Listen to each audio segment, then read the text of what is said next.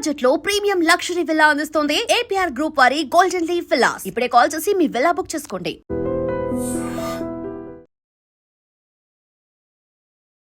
ఇది చూసిన తర్వాత మీకు అర్థమయ్యే ఉంటుంది నేను దేని గురించి చెప్పబోతున్నాను అని. బాండీ బీచ్ ఇది ఎవరు కూడా మర్చిపోలేరు. ఎందుకంటే ఆస్ట్రేలియాలో జరిగినటువంటి నరమేధమే అనుకోవచ్చు. అంతే, యాజ్ సింపుల్ యాజ్ దాట్. నరమేధం. బీచ్లో సేద తీరుతున్న వాళ్ళందరి మీద విచక్షణారహితంగా కాల్పులు స్టార్ట్ చేయడము ఎంత భయంకరంగా ఈ విజువల్ చూస్తేనే అర్థమవుతోంది. ఎట్లా పారిపోతున్నారు చూడండి. ఎటు వాళ్ళు అటు అక్కడి నుంచి పారిపోయే ప్రయత్నం ఎట్లా చేస్తున్నారు, ప్రాణ భయంతో ఎట్లా పరుగులు పెడుతున్నారు మనం చూడొచ్చు. హ్యాపీగా జాలీగా ఎంజాయ్ చేద్దాము అన్నటువంటి బీచ్లో గన్ తీసుకొని వచ్చి భయంకరంగా విచక్షణారహితంగా ఎవరు కనిపిస్తే వాళ్ళ మీద కాల్పులు జరిపినరు అని అంటే ఇక మీరు అర్థం చేసుకోరు ఎంత భయంలో వీళ్ళందరూ పారిపోతున్నారు అనేది. 15 మంది చనిపోయారు స్పాట్లో. 15 మంది చనిపోయినరు. ఎంతమందికి గాయాలైనాయో ఇంకా కూడా హాస్పిటల్లో ట్రీట్మెంట్ తీసుకుంటున్న వాళ్ళ సంఖ్య భయంకరంగా పెరుగుతూ వస్తుంది. ఇప్పుడు దీనికి సంబంధించిన అప్డేట్, ఇట్లా ఉగ్రదాడి జరిగిన ఉగ్రవాదులకు సంబంధించిన ఎట్లాంటి వార్త వచ్చినా సరే పక్కాగా తెలంగాణ దట్టు హైదరాబాద్కి సంబంధించిన లింకులు బయటపడుతున్నాయి. మరి అదేందో అర్థమవుతలేదు.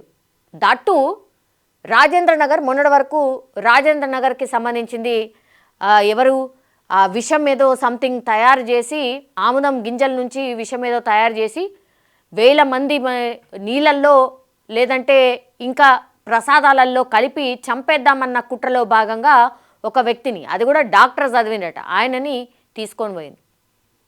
ఇప్పుడేమో ఆస్ట్రేలియా అక్కడెక్కడో కాల్పులు జరిపితే ఎవరైతే ఈ సాజిద్ అక్రమ్ ఉన్నాడు, సాజిద్ అక్రమ్ అట్లాగే నవీద్ అక్రమ్, వీళ్ళిద్దరు కూడా విచక్షణారహితంగా ఈ బీచ్లో కాల్పులు జరిపినారు. అందులో ఇప్పుడు సాజిద్ అక్రమ్ అనేటైనా హైదరాబాద్కి సంబంధించిన దగ్గర కూడా ఆయన మూలాలు కనిపించినాయి. అది ఎట్లా అంటే ఆస్ట్రేలియాకు సంబంధించిన వీసా ఎక్కడా అని అన్నప్పుడు ఇప్పుడు ఈ ఎంబసీలోనే, అంటే హైదరాబాద్ ఎంబసీలోనే ఆయనకి వీసా వచ్చింది.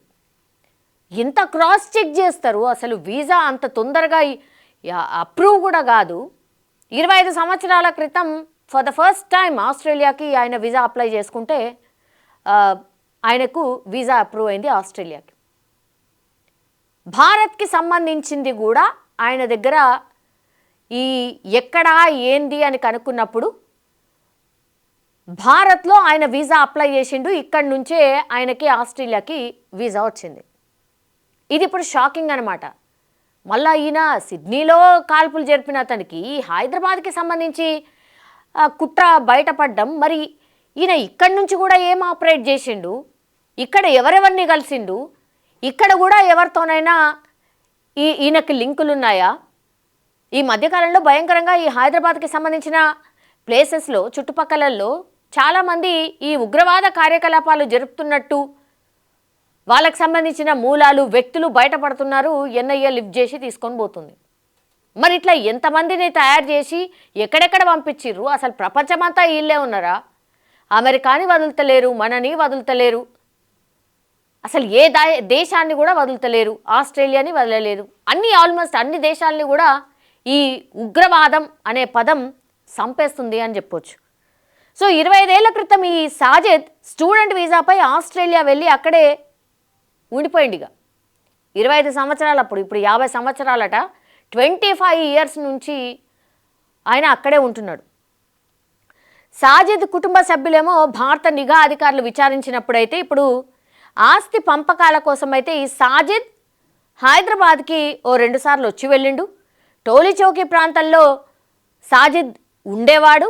2022లో తన ఆస్తులను అమ్మేసుకున్నాడు. 50 ఏళ్ల సాజిద్ 2 సార్లు మాత్రమే భారత్కి వచ్చిండు. ఆ 2 సార్లు వచ్చినా కూడా వెరీ వెరీ ఇంపార్టెంట్. ఎందుకు వచ్చిండు? ఆస్తులు అమ్మడానికి ఏదో పెట్టుకొని వచ్చినట్టున్నాడు. ఆస్తులు అమ్ముడు కాదు, ఇది ఏది కాదు అసలు. ఇక్కడ ఇంకా ఏదో చేసే కుట్రనో ఎవరినో కలిసిండో ఇంకేదో డెఫినెట్లీ జరుగుంటుంది. 2 సార్లు వచ్చిండు. 2022లో వచ్చిండు, ఇప్పుడు మనం 2025 ఎండింగ్లో ఉన్నాం. ఇప్పుడు ఇక్కడ ఆస్ట్రేలియాలో దాడి చేసిండు, కాల్పులు జరిపిండు. 2022లో ఇక్కడికి వచ్చినప్పుడు ఎవరిని కలిసి ఉంటాడు? కుట్ర అప్పటి నుంచే స్టార్ట్ అయిందా? దీని వెనకాల ఎవరున్నారు? ఇవన్నీ కనుక్కునే ప్రయత్నం చేస్తున్నారు. సిడ్నీ బాండీ బీచ్లో యూదుల వేడుకలను వీళ్ళు టార్గెట్ చేసుకొని ఈ సాజిద్ కావచ్చు, నవీద్ కావచ్చు కాల్పులు జరిపితే 15 మంది చనిపోయారు. చాలామంది కూడా ఇంకా ఇంజురీ అయి ట్రీట్మెంట్ తీసుకుంటున్నటువంటి పరిస్థితి. అయితే పోలీసుల కాల్పుల్లో ఇప్పుడు ఈ సాజిద్ అనే వ్యక్తి ఎవరైతే ఉన్నారో, అంటే భారత్కి వెళ్ళొచ్చిన వ్యక్తి ఎవరైతే ఉన్నారో ఆయన చనిపోయాడు. ఇప్పుడు నవీద్ ఇంకొక ఆయన ఎవరైతే కాల్పులు జరిపిండో ఇంకా బతికున్నాడు. వాళ్ళని చంపొద్దు, బతికే ఉంచాలి. ఎందుకు అంటే మరి వీళ్ళిద్దరు చనిపోయిన తర్వాత నిజాలు ఎవరు చెప్పాలి? అసలు ఎందుకు ఏంది అనేది నిజాలు ఎవరు చెప్పాలి? ఒక్కడు బతుకున్నాడు, ఇప్పుడు వాడు చెప్పాలి నిజం. ఈయన ఎందుకు పోయిండు భారత్కి, అది కూడా హైదరాబాద్కి లింకు లేంది, ఎందుకు వచ్చిండు, ఎవరు వీళ్ళకి సహకరించిండ్రు, వీళ్ళు వెనకాల ఎవరున్నారు, ఏ ఉగ్రవాద సంస్థ ఉంది, ఇంకేం ప్లాన్ చేసిండ్రు, ఇవన్నీ తెలియాల్సిన అవసరం ఉంది. ఇప్పుడు ఆస్ట్రేలియాలో జరిగిన కాల్పులతోని కూడా హైదరాబాద్కి లింకులు ఉన్నాయి. ఉగ్రవాదం అనే పదం ఎక్కడైతే ఏ ప్రపంచంలో ఎక్కడైనా వినిపించని మన హైదరాబాద్కి తెలంగాణకి లింకులు ఉంటాయి. మరి అదేందో అసలు ఎవరు సహకరిస్తుండ్రో అర్థం కాదు. మరి అంత బాగా వీళ్ళు అంటే ఏమన్నట్టు ప్లాన్ చేసుకోవడానికి మంచి అడ్డాగా గిన మన హైదరాబాద్ తెలంగాణ ఏర్పడ్డదా? అట్లేమన్నా మంచిగా జోన్ లాగా మార్చుకున్నారా? ఇవన్నీ తెలియాల్సిన అవసరం ఉంది. ఇవన్నిటిని చెక్ చేయాలి. ఆ విజయనగరంలో ఎప్పుడో పట్టుబడిన వాళ్ళిద్దరు కూడా హైదరాబాద్లో ఇక్కడే ఉండే నివాసం ఉండే, ఈయన్ని సికింద్రాబాద్లో. అలా ఫ్యామిలీకి మాకేమీ తెలియదు అంటున్నారు. కానీ అలా కొడుకు మాత్రం పూర్తిగా ఈ ఉగ్రవాదకు సంబంధించిన వాళ్ళతో లింకులు ఉన్నాయి. వాళ్ళు మొత్తం అసలు ఏమంటారు, ఎట్లా గన్లు పేల్చాలి, ఇవన్నీ కూడా గన్స్ని అక్కడక్కడ సేకరించి గన్లను తయారు చేస్తున్నారు. అది కూడా హైదరాబాదే. ఇట్లా ఏ కేసు తీసుకున్నా హైదరాబాద్తోనే లింకులు ఉంటున్నాయి. మళ్ళీ అగైన్ ఆస్ట్రేలియాలో జరిగినటువంటి ఈ బీచ్ ఇన్సిడెంట్లో కూడా కూడా ఇప్పుడు హైదరాబాద్కి లింకులు కనిపిస్తున్నాయి. సో సాజిద్ కానీ నవీద్ కానీ నవంబర్ 1న ఫిలిప్పీన్స్కు వెళ్ళినట్టు ఇప్పుడు దర్యాప్తులు అయితే తేలింది. ఐసిస్ ఉగ్రవాదులకు అడ్డాగా ఉన్న దవానో పట్టణాన్ని కూడా వీళ్ళిద్దరూ సంచరించిండ్రట, వెళ్ళేసి వచ్చిర్రట. అంటే ఐసిస్ ఉగ్రవాదులకే అడ్డాగా ఫిలిప్పీన్స్ దర్యాప్తులో తేలింది.